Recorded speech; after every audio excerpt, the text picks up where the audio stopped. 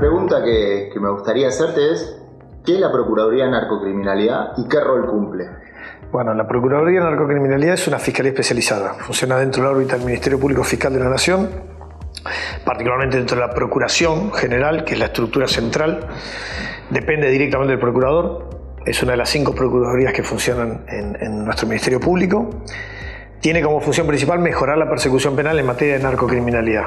No solo la narcocriminalidad, a partir de la Convención de Viena y la Convención de Palermo, la Convención de Viena de tráfico ilícito de drogas y la Convención de Palermo de criminalidad organizada transnacional, la definimos como el tráfico de drogas vinculado al crimen organizado y sus delitos conexos.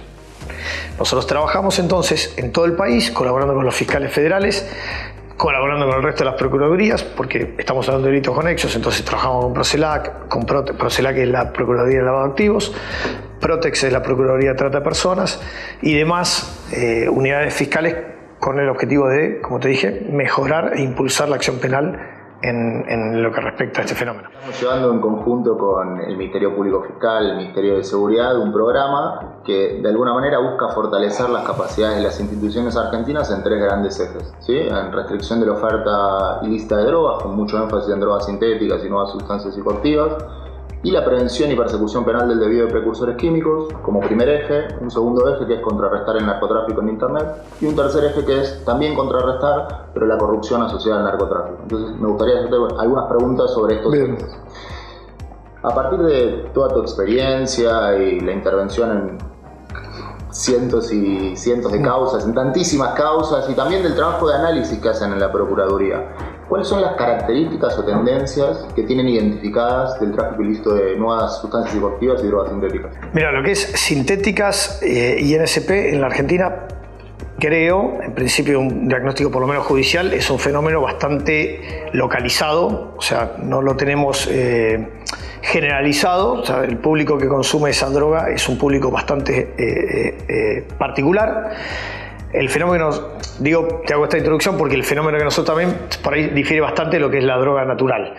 Estamos advirtiendo una comercialización muy intensa a través de lo que es la Dark y la Deep Web, también en las redes sociales como Telegram, un poco más abierto, importación de sustancias, bueno, en casi todos los mecanismos o posibles rutas conocidas, principalmente ingresan de Europa del Este, a través de, hemos tenido épocas que ingresó por Uruguay, épocas que ingresa por Chile, es indistinto, mucho ingresa por los courier, los correos nacionales o privados.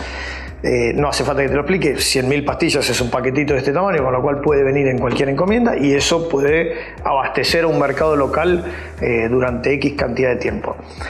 Eso genera dificultades específicas para trabajar. Si es en la Dark y en la Deep Web, tenemos que afilar e incentivar la imaginación como para poder trabajarlo.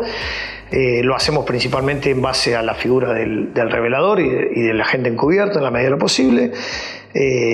Sabes que lleva mucho tiempo, es una técnica de investigación bastante compleja, hay que generar la confianza necesaria para que ese revelador o ese encubierto pueda sacar al operador de la Deep o la Dark Web. Bueno, y después las técnicas comunes para el trabajo. Utilizamos la entrega vigilada, o sea, muchas veces, y a partir de la cooperación internacional que generamos nosotros a partir de la Procunar, a través de la red fiscales antidrogas de Iberoamérica y de la cooperación internacional, también las aduanas mismas, nos enteramos de envíos que son interceptados en distintos aeropuertos del mundo o puertos del mundo, se trabaja mucho con la entrega vigilada.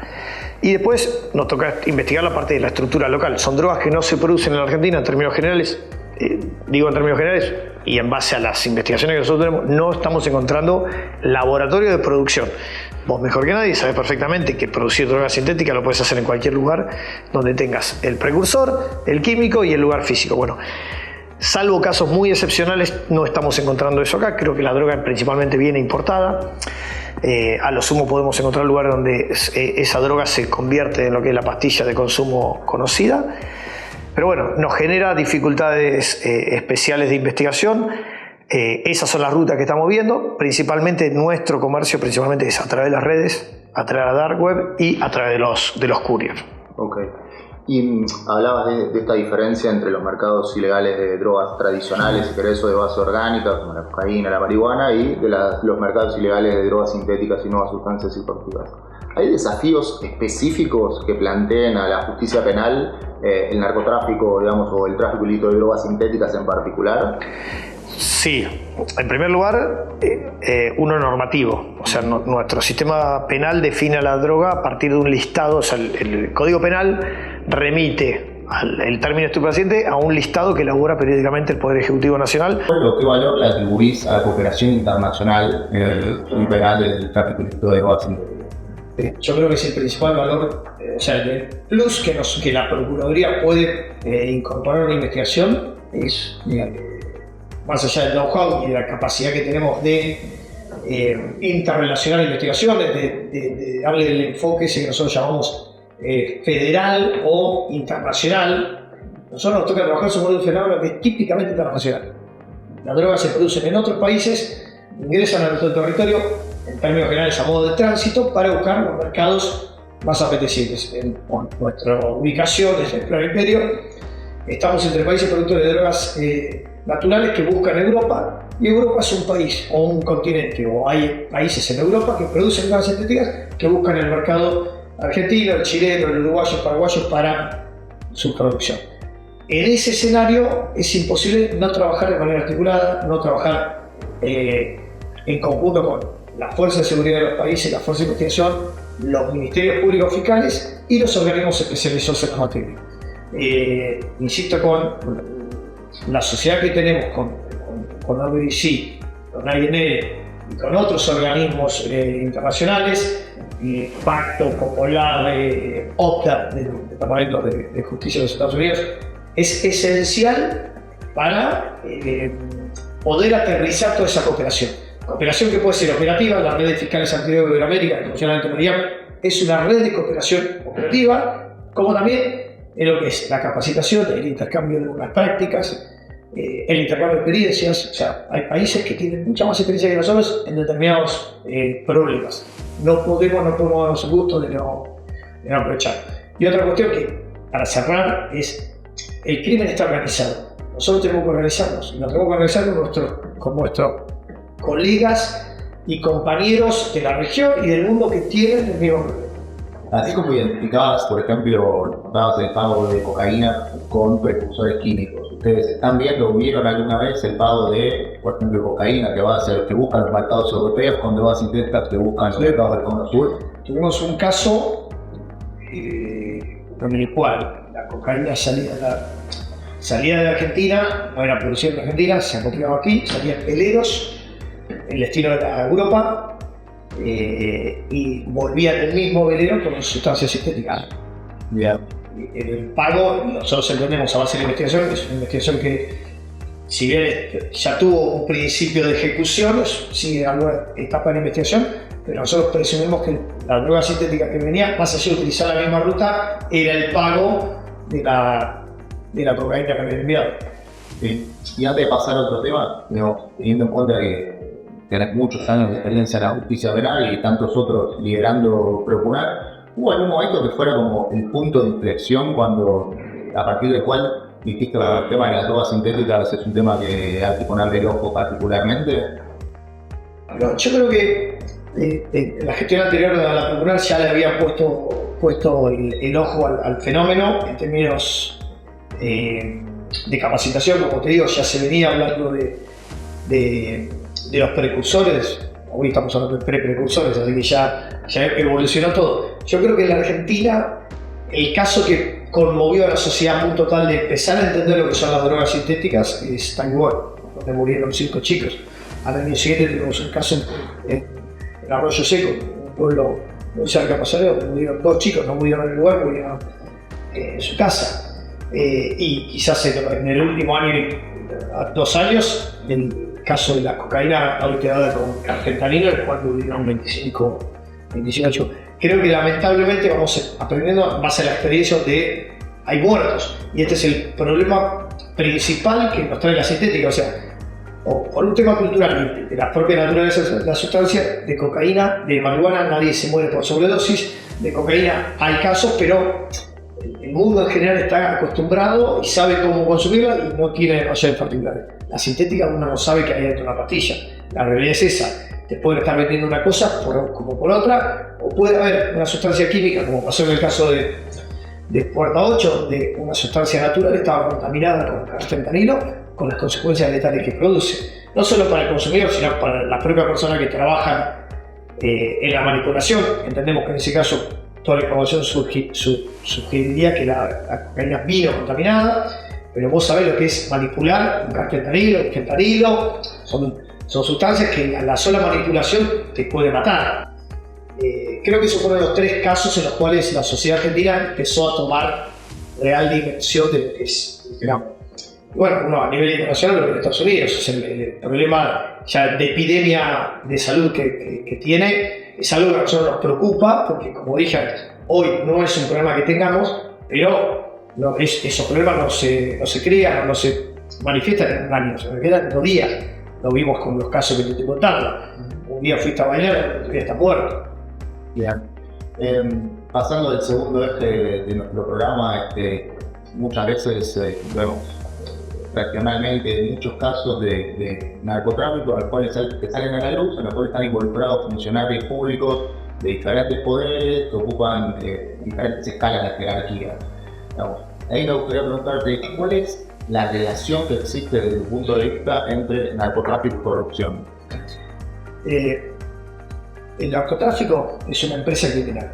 O sea, la propia definición de la criminalidad organizada a la que te hacía referencia, que extraemos de la Convención de Palermo, nos define como una estructura de que somos personas con permanencia en el tiempo, pero que tiene que tener una finalidad específica, es la de generar ganancias.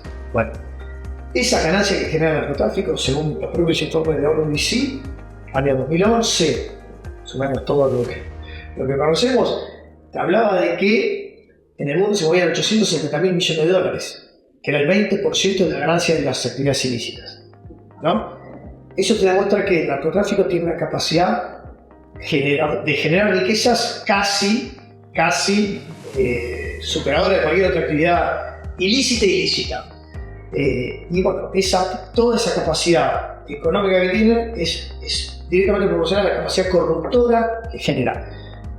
Tiene la capacidad de corromper los distintos estamentos del Estado, ya sean nacionales, municipales, nacionales y federales, y de los distintos poderes, ¿no? El ejecutivo, legislativo y judicial. ¿Y por qué? Porque dijimos que es una estructura que tiene permanencia en el tiempo y, por ejemplo, para organizar, voy a hablar de la región, si se quiere. La droga está en Bolivia, se produce en Bolivia, Perú. Si quiere llegar a un puerto para ser exportada a Europa, tienen que atravesar 5 o 6 provincias. Bueno, ahí va a haber controles de todos los tipos, municipales. Para poder permanecer en el tiempo y lograr que esa maquinaria sea aceitada, van a ir corrompiendo los distintos actores. Obviamente, en zona de frontera el problema es mucho más importante y lo vemos. Nosotros actualmente tenemos 2 jueces federales de zona de frontera que tienen condena, uno ya tiene la firma y otro estamos en etapa de casación. Tenemos fiscales provinciales y federales imputados, tenemos miembros de las legislaturas locales, miembros de las legislaturas provinciales imputados, y bueno, las fuerzas de seguridad, que por ahí por el número que implican y además por la cercanía que tienen con el involucrado, con el imputado, por una cuestión de investigación de todas las fuerzas de seguridad. Creo que es un fenómeno global, no es un fenómeno particular. Lo que nos genera a nosotros es el doble problema. Nosotros somos, en el ámbito penal, los jueces y los fiscales somos los principales, en el ámbito judicial, los actores principales en lo que es el contraste del narcotráfico. Bueno, si se corrompen todos los niveles, que es lo que hemos visto en determinados lugares de la realidad, ni que hablar del mundo, vemos que la actividad fluye indiscriminadamente y sin ningún tipo de control. Nos obliga a nosotros a tener doble cuidado, elevar los estándares de anticorrupción y que es lo que estamos haciendo con el programa dentro de todo, es no solo capacitar a los actores, sino también visibilizar el problema que bueno, tiene que ser visibilizado. En términos de investigación, ¿qué desafíos se han encontrado, digamos, en el marco de la investigación que involucraban corrupción de funcionarios, eventualmente jerarquías altas? El principal problema que tenés es que vos tenés que investigar a los narcos con esos funcionarios. Ahí ya tenés una barrera insalvable hasta que llegas a entender ese fenómeno. Perdés tiempo, perdés pruebas y perdés casos, porque los mismos que están llamados a contrastar ese trabajan con el narcotráfico. Superada esa instancia, bueno, estamos hablando de estructuras que están asentadas en el territorio. O sea, lo que da la corrupción es la capacidad de operar en el tiempo. La desventaja es que encontrás estructuras muy asentadas, con mucha presencia, mucha logística, muy bien estructuradas. La ventaja para nosotros es que todo eso hace que operen con impunidad. Entonces generalmente van dejando rastros que cuando no tenés corrupción asociada, es difícil que los dejen. Lo que sí es muy difícil trabajar cuando vos no sabés en quién confiar y en quién confiar. Pero bueno, son los desafíos que tenemos. Como se nos plantean las dificultades en términos tecnológicos, se nos plantean estas dificultades con las que nosotros tenemos que lidiar. Por suerte también dentro de todas las unidades que tenemos, también tenemos la Procuraduría de Investigaciones Administrativas que colabora con nosotros en todos estos casos. Y así como destacaba en la cooperación internacional cuando hablábamos de persecución penal de tráfico ilícito de drogas sintéticas, en el caso de la corrupción asociada al narcotráfico, ¿también tiene un rol importante? Ejemplos concretos. Uno de los casos que nos tocó investigar, el patrimonio, o sea, estamos hablando de corruptibilidad, tiene que haber patrimonio asociado. Bueno, nosotros no encontramos el patrimonio, hasta que nos dimos cuenta que había 22 cruces fronterizos en autos oficiales por puestos de frontera que estaban bajo la órbita de ese magistrado federal hacia Bolivia. Entonces, ¿qué suponemos? Que el dinero estaba allá. O, por ejemplo, manifestaciones de los gastos producidos en base a ese dinero obtenido de manera ilícita. Uno iba a migraciones, ese magistrado no viajaba por el mundo. Ahora uno iba a las redes sociales y lo veía con el mundo. ¿Qué hacían? Viajaban desde Bolivia.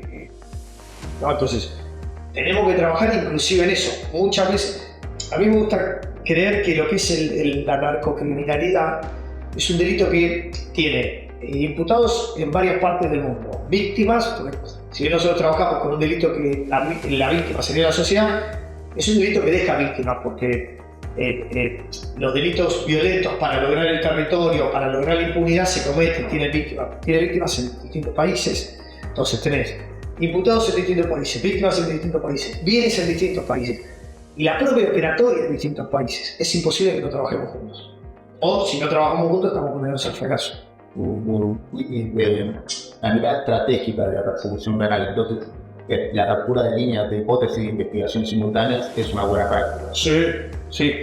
A ver, hay que entender una cuestión, porque siempre que hablamos de cooperación internacional, primero que nada nos remitimos a cuál es el marco normativo. Vale. Insisto con esto, la Convención de Viena y la Convención de Palermo nos dan todo el marco normativo. La Convención de Viena en el artículo 9 y la de Palermo en el 19. Para el intercambio de información, para la formación de equipo conjunto de investigación, o sea, el marco normativo está. Punto. No hay marco normativo interno, se aplica el normativo y las propias convenciones son claras en estipular que la normativa interna no puede ir en detrimento de la normativa internacional, con lo cual hoy tenemos todo el marco jurídico, lo hacemos, tenemos equipos conjuntos firmados con Europa, con países de Mercosur. Actualmente estamos trabajando en un equipo para confeccionar equipo conjunto con Italia, en un caso, y en otro caso con España, Brasil y Argentina. Tenemos que hacerlo, podemos hacerlo, es simplemente, bueno, generar las condiciones. Digo, hay un caso de éxito, si bien tuvieron muchos, pero algunos que destaques de lo que te gustaría destacar en lo relativo a drogas sintéticas. Hay uno que es bastante reciente, que no es demasiado espectacular, pero es buena la técnica de investigación y te muestra la vinculación que puede haber entre la droga natural y la sintética. Nosotros la PCA, que es la Policía de Seguridad Aeroportuaria, nos alerta de un empleado infiel que tiene en el aeropuerto. Obviamente, el empleado infiel lo que hacía era facilitar la salida de personas con droga. A la vez, nos tomamos conocimiento de una persona que iba a salir del aeropuerto con 12 kilos de cocaína. Logramos interceptar a esa persona, se utilizaron técnicas especiales de investigación pudimos profundizar la investigación y llegamos a una estructura que reclutaba mulas para guiarlas entre España con grandes cantidades. Eran 12 kilos, ni siquiera camuflados en las valijas, porque como tenían personal aeroportuario, la valija se la daban en el baño ya de la zona de embarque. Lo interesante de esto es que cuando nosotros llegamos a la parte reclutadora, descubrimos, y en ese momento secuestramos 8 kilos de MDMA que estaban en botellas de vino español. Entonces, ahí es lo que hablábamos antes. Mandaban cocaína y se ve que con las mismas mulas recibían la MDMA diluido en vino. Estaba la botella de vino con la estampa española, con lo cual me imagino que posteriormente lo extraían. Y además creo que secuestramos 2 kilos de ketamina. Así que ese es uno. Tenemos también otro con Bélgica, a las autoridades aduaneras de Bélgica advierten a nuestra aduana de que habían secuestrado un caballito balancín que tenía casi 50 kilos de metanfetamina. Logramos la entrega vigilada, se hizo la investigación aquí de las personas responsables, hicimos una entrega vigilada en el propio domicilio y terminamos deteniendo 3 personas, 2 de nacionalidad china, bueno, uno que todavía está prófugo. En ese caso nos llamó la atención la cantidad de sustancia que venía, más allá del texto de comportamiento, que es un juguete de níquel, ¿no? Sí. Y últimas 2 preguntas. La primera es, si tuvieses compartir con nosotros si ves algunos desafíos que puedan plantear las pruebas científicas de acá a 10 años y qué deberíamos hacer hoy para poder estar preparados el día de mañana para esos desafíos. Yo creo que ese año va a ser los desafíos inmensos. Estamos hablando de sustancias que mutan todos los días, que se relacionan mucho con la tecnología, con lo cual calculo que en 10 años vamos a estar peor en ese sentido. Yo creo que el gran desafío, por ahí me voy a ir un poco de mi ámbito de actuación, pero creo que el gran desafío que nuestra sociedad presenta es lidiar de una manera un poco más razonable y más responsable con lo que se llama el drogas. Creo que el mundo, o sea, la última reunión de un gas sí lo planteó, el mundo se tiene que replantear cómo vamos a abordar en el futuro el fenómeno de las drogas. Creo que en particular lo que refiere a nuestro país concentra mucho recursos en lo que es la lucha contra la oferta y no la demanda. O sea, creo que en ese sentido debería ser más equilibrado, porque la demanda es un eslabón importantísimo en lo que es el fenómeno de las drogas. Creo que el desafío que tenemos por delante es muy difícil. Me parece que por ahí los últimos lineamientos de un gas van en ese sentido, o sea, tratar de buscar nuevas formas de abordar el fenómeno, en tanto en cuanto se manifiesta de distintas y más novedosas maneras. Así que creo que tenemos que estar como sociedad global, tratar de afrontarlo de una manera distinta, más amigable con la humanidad, si se quiere. Y para cerrar, cosita general, la Operación de Justicia Penal de hace muchísimos años, y eso obviamente estableció mucho estrés, también mucho riesgo. ¿Por qué hace lo que hace? ¿Qué sentido tiene hacerlo? No, me gusta. Es una cuestión de vocación. No veo el fenómeno de las drogas como algo blanco-negro. O sea, mi universo de actuación es muy claro y se circunscribe a la criminalidad organizada, con lo cual lo puedo hacer sin ningún tipo de condicionamiento. O sea, estoy trabajando contra lo peor de la criminalidad, que es la criminalidad organizada. En este caso nos toca que trafiquen drogas, pero podrían estar traficando otros elementos. De hecho, las organizaciones sobre las que trabajamos, cuanto más sofisticada es, distintos rubros atienden. Me gusta lo que es la investigación, y creo que viendo la región, viendo el mundo, el principal desafío que veo a futuro es la criminalidad organizada como fenómeno que ha hecho caer estados, ¿no? Como fenómeno que en distintos países se manifiesta en grupos sociales como las mafias que controlan pueblos, controlan ciudades. Entonces, creo que como sociedad, más que la droga, me incentiva lidiar con la criminalidad organizada. En este caso, traficamos.